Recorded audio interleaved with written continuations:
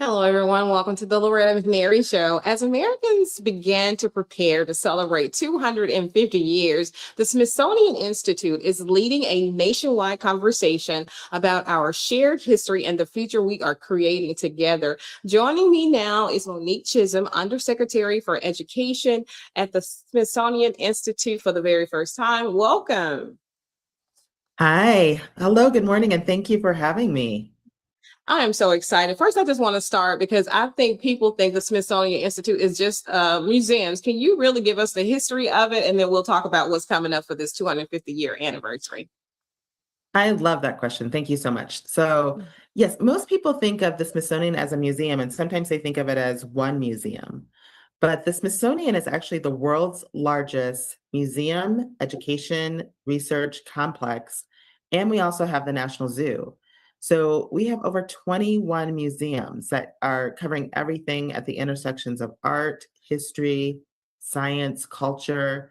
But we also do really robust research. We're exploring space, right now. We're looking at the environment.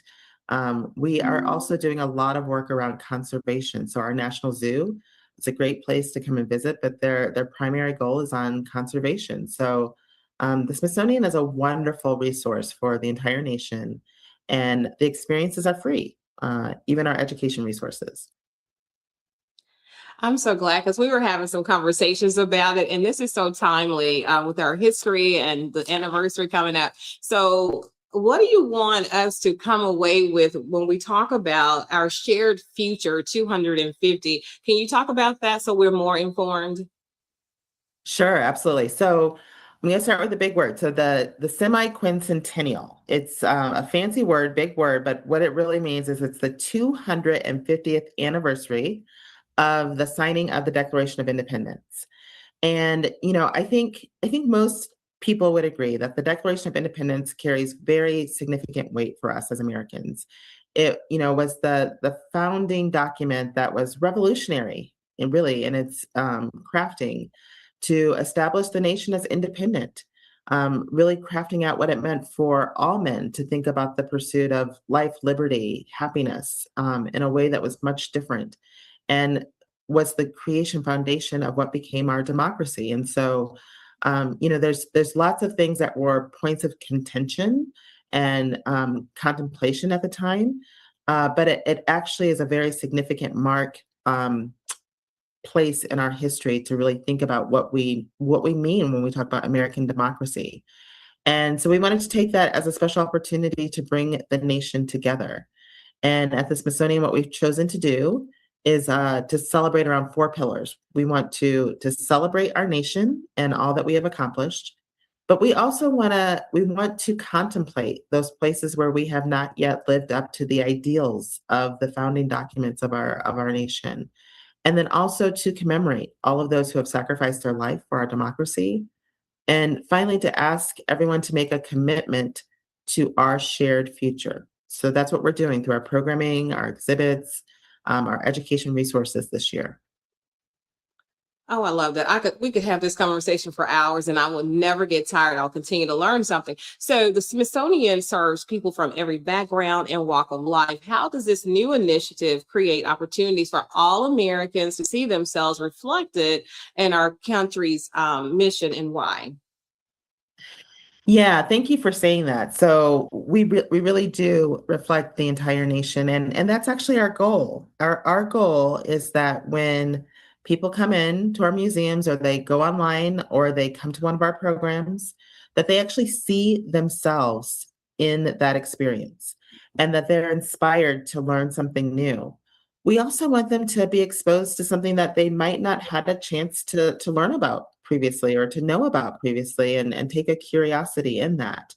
And so I can give one example for our Secretary Lonnie G. Bunch III. He was the founding director of the African American History and Culture Museum.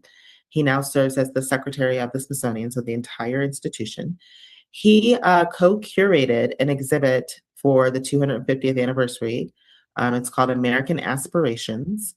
And what he has done is brought together kind of 30 unique objects that probably will never be brought together again But for example, some of those objects are Thomas Jefferson's writing desk, where he Wow. drafted the Declaration of Independence.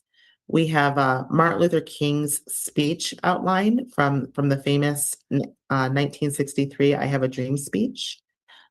We also have one of the first models of the Statue of Liberty. And then really cool objects like a side-by-side display of Amelia Earhart's brown leather flight Oh my suit. goodness. And then Monique, let me tell also, you. yeah. I know I had limited time and it's just not enough time. If I had an hour, it wouldn't be enough time. Look for me to come visit really soon again. Tell people how they can reach you and find more information because I have to let you go, sadly. Yes, my.si.edu. So my.si.edu.